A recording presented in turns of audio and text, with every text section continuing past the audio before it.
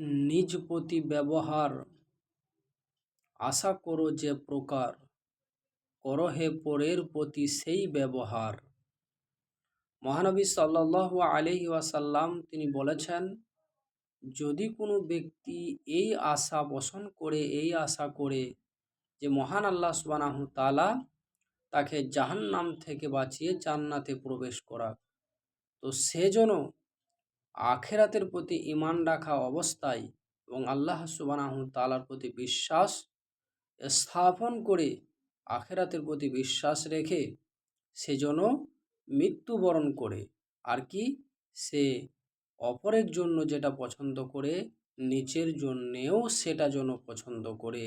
নিজের জন্যে যেটাকে ভালোবাসে সেটা অপরের জন্যেও সেটা যেন ভালোবাসে, সেটা যেন পছন্দ করে। আর আল্লাহর প্রতি বিশ্বাস রেখে, আখিরাতের প্রতি বিশ্বাস রেখে ঈমান অবস্থায়, ঈমানের হালাতে সেজন্য মৃত্যুবরণ করে, তাহলে মহান আল্লাহ সুবহানাহু তাআলা তাকে জাহান্নাম থেকে পরিত্রাণ দিয়ে জান্নাতে প্রবেশ করাবে। তাই কবি বলেন যে নিজ প্রতি ব্যবহার আশা করো যে প্রকার, করো হে পরের প্রতি সেই ব্যবহার।